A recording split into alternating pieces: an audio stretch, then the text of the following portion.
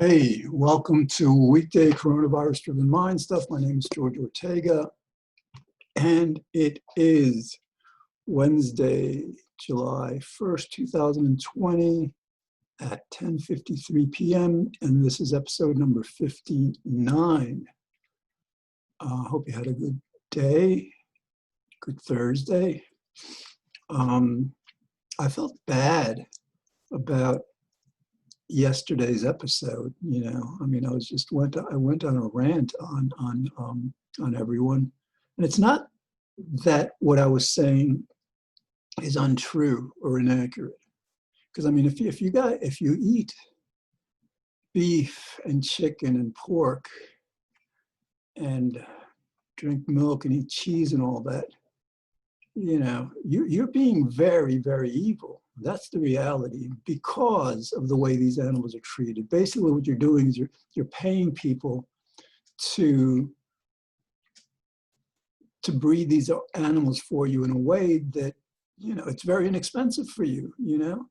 If these animals weren't bred this way, you'd have to perhaps pay 2 or 3 times as much for those products. So you're essentially paying people to torture animals.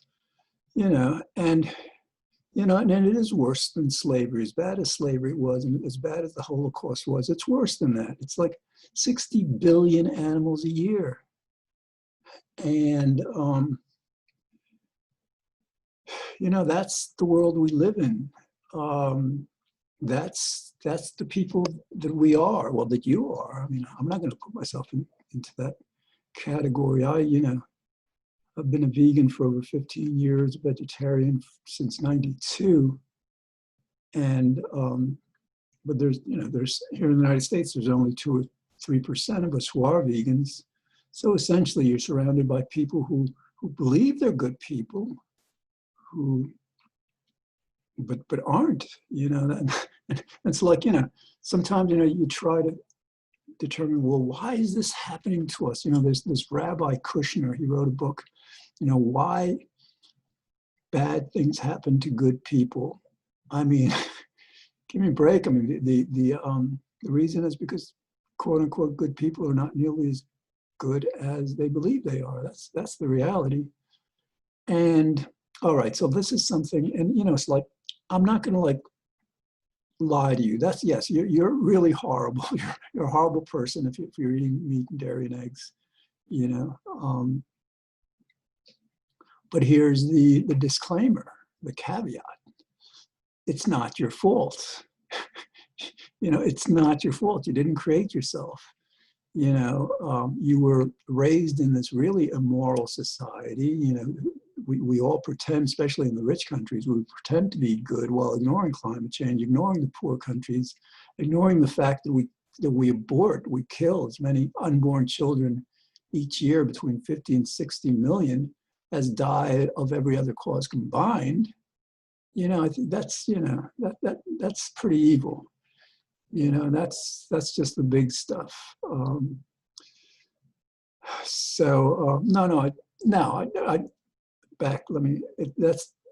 That is the big stuff. But in general, again, you also have to appreciate and understand that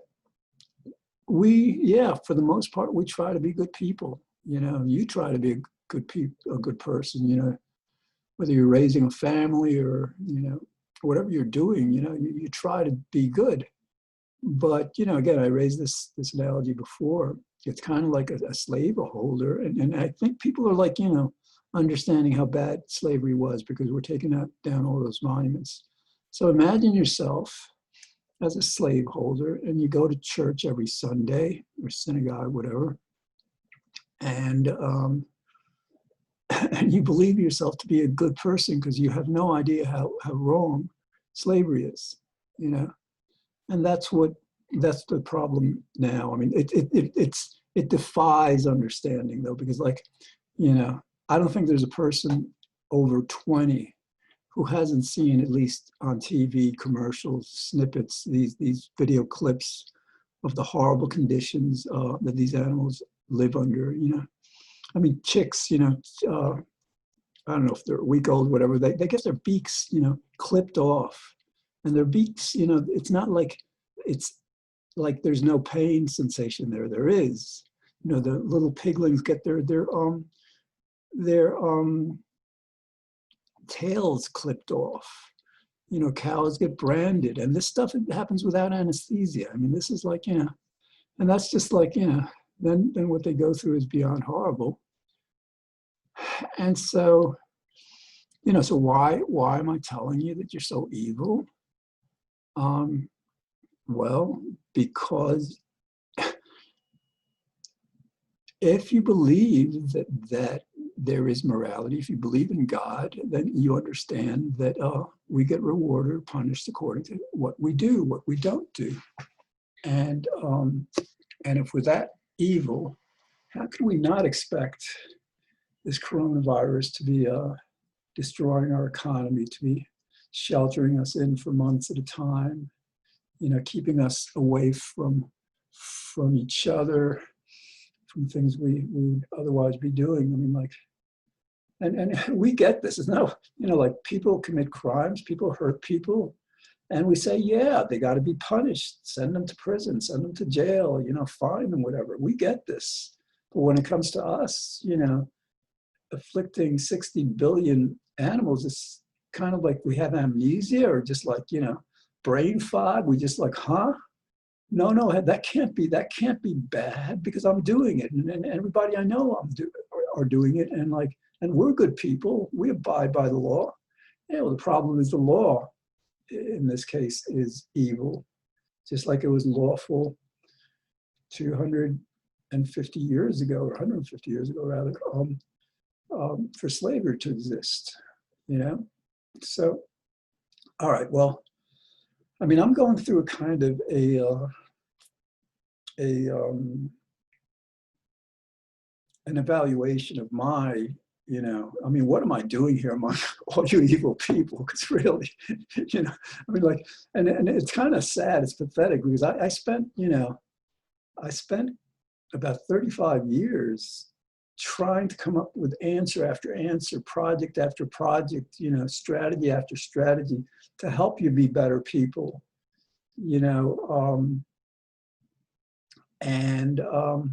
well, it's interesting because I was thinking about it. Well, and because there's a tendency for me to say I failed. I tried to help you become better and happier, more virtuous, more intelligent, like with this free will thing to understand that things aren't really up to us. And there's a tendency for me to conclude that I failed. But then I just got back from doing some food shopping. You want to go food shopping where there's nobody in the store at all? ShopRite closes at 11. I was there, around 10 tonight. And again, it's 11 o'clock now. They just closed, and there was hardly anybody there. I mean, it's like I was walking like the wrong way down, like the arrow said this way in the aisle, and so I said, hey, nobody's around, whatever. but anyway, but on the way there, there's a lot of people out, and the kids. I mean, you got to feel bad for them. I mean, like we talk about evil. My generation, I'm 62. People 60 in their 60s and their 70s, especially, like the 70 to 80-year-olds, they're a lot more evil than we in our 60s. But we in our 60s are pretty evil also, collectively. I don't include myself as part of that because I have rejected that lifestyle and paid a price for it. But so yeah, kids were like out, whatever. But anyway, what I realized was maybe I didn't fail. Maybe my job was simply to try, to try to get people to think, think. I mean, initially my first cause was world hunger, people going hungry, not having enough food. And my answer was really simple. It came to me, who controls the world? Corporations who sell products. And then use the profits to corrupt our governments. The answer that I proposed back then was, well, compete with those corporations by selling products of our own, and then use these profits from the products to end world hunger, to do so many good things. And it's funny because like this was back in 84 that the idea came to me. And then like I start telling people, and it wasn't very long before people start saying, hey, you know, somebody's already doing that. And it's true. Paul Newman started doing that. He basically started this company, 1982, Newman's Own, that donates 100% of their profits to thousands of charities. They've donated over $500 million since then. That's just one company. I mean, like, I wouldn't call Newman a saint because, like, you know, I read he and his partner wrote a biography about the company, how it founded it. And then the problem, you know, the only reason he decided to give the money away is because, like, his advisors told him that, well, you know, you need your image on the label. You know, you can't sell a Newman's Own product without having, and so he said, well, if I have my image on the label, there's no way that I can keep the profits for whatever reason. So it was like, you know, so in other words, he wasn't doing this really out of charity. He was doing this because he wanted to market his salad dressing and tomato sauce. And people were telling him, you need an image, you know, so he had to give the money away. Anyway, so that was the first idea. And then I've had other ideas since then. But what I'm trying to say is, like, you know, I'm thinking to myself, well, you know, maybe I didn't fail. Maybe my task, my challenge was to try to sacrifice, in a sense, because I sacrificed, you know, my adult life for this. You know, while all my friends were out making money and, you know, leading their lives, I had no motivation to do that while I knew this stuff was going on. And I guess to explain that, you know, because you know, you can't really fundamentally blame them or credit me in a way, because, like, what happened to me is, like, my second year of college, I got really depressed, you know, over a failed relationship. And first time in my life, I felt, you know, horrible for weeks and months at a time. And when I came out of it, finally, I was changed. I mean, like, after enduring so much pain, it just awoke me to all the pain that so many other people and animals are going through. I mean, I didn't become vegan until about 15 years after that, I guess. But you know, that's, you know, that was in 76. So by 84, you know, those first few years are really hard. I'm like, you know, my life fell apart, really. But anyway, but that explains it. You know, I didn't have the motivation to pursue this very, you know, ego-driven lifestyle of just, like, succeed as much as you can and don't buck the system, don't rock the boat, just go along with it. You know, yeah, people are corrupted, just go along with it. I couldn't do that, you know, because you know, again, I had been awakened to this pain that people feel, that animals feel. So so I didn't, you know, I sacrificed a lot. So, like, again, you know, going all around this. So it could be that the realization, if it's true, is that, you know, I didn't fail. I was just called upon to do as much as I could to sacrifice those 35 years. And so, like, that's, you know, this coronavirus is God's way of fighting the fight for me. Fine, you know, like, they destroyed me. You know, they just, you know, people who understood the value of that idea of donating, you know, 100% of profits from corporations to good causes. People who understood it weren't virtuous or good enough to push it along, and people. And then there were many who might have been good enough, but they just didn't understand it, or which that kind of, like, doesn't make much sense, because it's not a, you know, it's a really simple concept, you know. And, like, you know, if Newman's Own hadn't, because I promoted it for decades, I still promoted it. I came out with a book in 2016 where I apply the idea to climate change. You know, like, you go to a supermarket, you want to buy some salad dressing, you know, it says, you know, salad dressing to save the climate, whatever. So all the money from your purchase goes to saving the climate instead of toward ShopRite and Stop and Shop and whoever. So I never gave up on that. And I still, you know, well, until now, I think. Yes, so now, you know, it's like God, you know, is exacting vengeance on a really horrible people. And this is in the Bible. He did this before. He's done this before with us. You know, the Civil War, the World Wars, the Spanish flu. We've been horrible in a lot of ways to a lot of people collectively. And we hide behind this collective denial. Oh, you know, it can't be really wrong because everyone's doing it. Remember when you were a kid and like your mom would say, well, yeah, if everybody like, you know, jumped off the Brooklyn Bridge, would you do that too? And, but that's our rationale. You know, we just don't think about it. And again, we're not stupid. We're not that stupid that we don't understand that we're really, really hurting these animals. Some of us tell ourselves, oh, these animals don't feel pain. You know, that's nonsense, you know.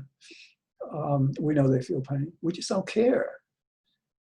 And that's why it's so important to understand that we don't have free will. Let me try to teach them. I can't help trying to, like, you know, for the most part, you know, this episode is about, in my life right now, is about like stepping back and saying, hey, God is fighting the fight for you. Play your bass guitar, you know, do stuff. But I can't, you know, I've been trying to teach people stuff for so long that it's what I do. So let's talk about this thing called denial. If we tend to deny things. Denial is a psychological term. It's a term in psychology, psychiatry. If somebody accuses us of doing something that really, you know, offends our image of who we are, or in terms of our virtue, or you know, right and wrong and all, we go into denial. You know, because we can't accept that we're so bad, so evil, so corrupt, so immoral. So that's what happens. We go into that. There's, you know, one of my books goes into this. And so what happens is this denial is the result of our believing that we have a free will. In other words, like, you know, we believe that stuff is up to us. And this, you can kind of like forgive people for not getting this. I mean, like, you know, our top minds get this, but most people don't. It's weird because I'm trying to like, I was like trying to like comb my hair a little, but you know, I've got this screen set to, it's not mirror mode. So it's like the opposite of what I do. In other words, I'm raising my right hand and it should be over there. It should be over here, you know, if it was a mirror, but it's not, it's over there. So anyway, so yeah, people, well, kind of people really should get this. I mean, like, you think you have a free will? You know, how happy are you? You know, on a moment to moment, you know, free will would, but you know, the problem is people don't question it. You know, free will, oh yeah, stuff is up to me. Oh yeah, I make decisions, it's me making them, absolutely. And yeah, I understand it kind of like feels like that, but put it to the test. Yeah, so like, you know, the average level of happiness is 73, which isn't all that much. And the average person, even the happiest of us, are happy only like 50% of the time each day. So you're telling me that we're freely willing to be, you know, miserable and just like consumed with all these problems and worries and fears and anger and all that stuff. I'm sorry. That should be enough to tell you, no, we don't have free will. But anyway, that's, you know, if people were smart enough, I guess, because it is, you know, it shouldn't take that much intelligence really, but it takes a little intelligence at least. If people are smart enough to get that, and not in denial, because people are in denial with this whole free will thing. You know, you could explain to people like, you know, and I've done this, you know, I used to host a show in New York City, or a meetup in New York City once a month, exploring illusion of free will. And we used to, like, for years, for about 6 years, you know, and actually sometimes it was like twice a month, you know, once on the weekend and a weeknight, no. And we'd go, I remember, like, same person, I'd go over the same argument over and over, cause and effect. You know, what's happening right now is the direct result of what happened a moment ago. It's caused by what happened and all that. And people, they get this, they, yes. And then you lead them to the conclusion. So that means that you don't have a free will. At that point, all logic, you know, flies out the window. It's hard to understand how, you know, but yeah, I believe, you know, I mean, I've dedicated the last 10 years to this free will thing, because like we, for example, like talk about our evil, collectively, we blame poor people, like poor people in Africa and South America. We say to them, oh yeah, they're lazy, they're corrupt. You know, they deserve to live in extreme poverty where their kids die, you know, so young, and just, you know, they deserve that because they have a free will. You know, they're not good like us. That's nonsense. You know, to the extent that we understood that, no, they don't have a free will. You know, a lot of times it was imperialism, like slavery in Africa. Just, you know, a lot of times it was like colonialization. It was just like this whole wave of things that weren't in their control, including their leaders. Some of them are corrupt and all, that they don't have any control over, that determines their lives. And so, but we attribute, you know, the rich especially, because the rich, you know, they're the worst of us. They really are, because they kind of corrupt us, because like to the extent the rest of us become corrupt, their corruptness becomes less noticeable. But you know, they'll say, well, you know, I can't in good conscience, you know, give to these poor countries, these poor people, because they don't deserve it, you know. You know, I'm going to give my money to people who deserve it and stuff, which is nonsense anyhow. They don't. But see, that's the harm of free will belief, and it plays out in so many other ways. You know, I've got 3 books. You know, like you either get them on Amazon, you know, like 99 cents for a Kindle version or whatever, or you can just like Google the names of them, and there's websites where you can download the free PDF, so because, you know, you can read it on your phone, whatever. So anyway, getting back to this new reality,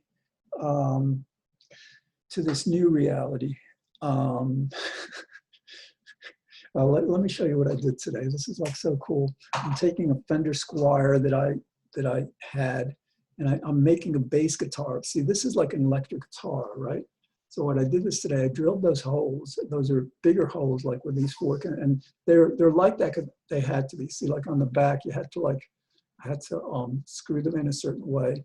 And then, so anyway, I got to like find 2 more strings, and I got to see if this works as a better bass guitar that's easier to play, because some genius a long time ago, you know, decided that bass guitars should have very long necks, probably because the bass, the upright bass that you have, has to have a long bass, because it's an acoustic instrument. You know, with an electric instrument, you don't have to have those long. Anyway, it's like these basses they play now, selling electric basses, and I've got one of them. They're pretty impossible to play. You know, you got to stretch your hand, like, and I've got big hands. So anyway, so I'm working with this, and I don't know why I said that, but because like I'm trying to like navigate this. Basically, the message that I'm trying to get myself to understand, because it's hard, is that, hey, I fought the battle and I didn't win by my efforts, but I think, you know, I think I won by my trying, you know, by at least trying. And again, you know, like when people, you know, you get this, like when a person does evil, does wrong, hurts people, hurts animals. We have laws against hurting animals. You can't abuse a dog or a cat here in the United States. So like when people do, we get, oh yeah, they need to be punished, because how are they going to learn?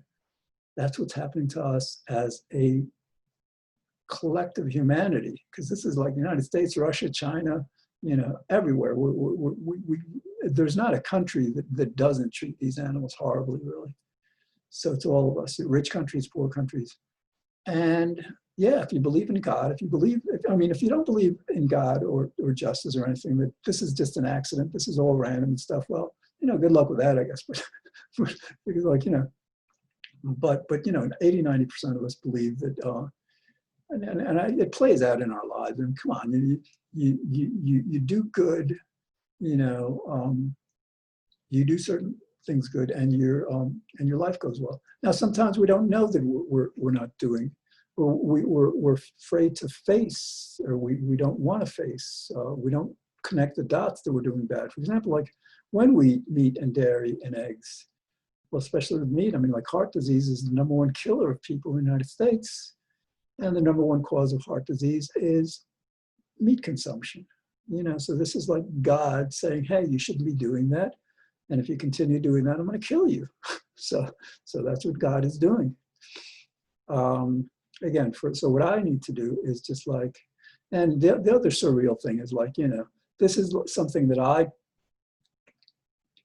tend to be in denial of, is that like I'm surrounded with really evil people. I mean, like everyone, there's only 2 or 3% of us who are vegan. So everybody else is really, really evil. They don't get it. And they appear nice, they're not necessarily threatening to me, but I try to kind of like put out of my mind the fact that they are so evil.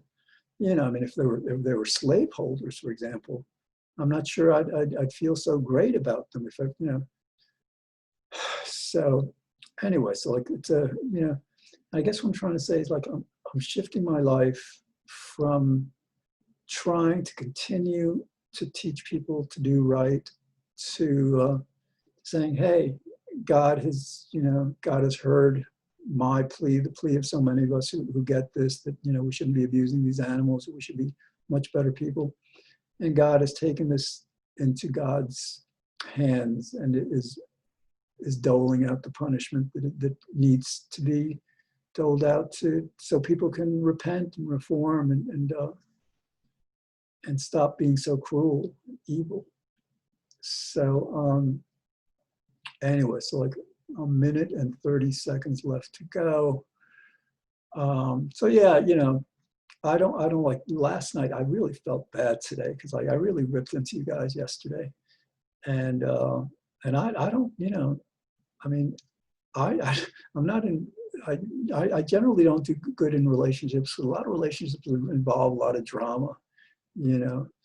People think that you get close to someone, that gives you permission to just like become hostile and then disrespectful and stuff. And I just like I'd rather just not be in relationships than endure that. But anyway, so yeah, so like I guess my task now is to be patient, to let it ride, and then to practice bass guitar. Like God seems to be telling me, well, you've sacrificed your youth and your manhood. You don't have to sacrifice your old age. I'm 62. I'm like a junior senior. I'm getting there. But like so I'll practice my bass guitar. Maybe like in a year or two, once we're out of this, maybe I can play in a band or something, or play as a studio or session musician, something like that. Whatever. All right. So I'm glad I did this because it was getting late. And I hope you had a good Thursday. And first I was kind of like, I was so upset, well, I'll have to talk about this later because the time is up. Have a great tomorrow.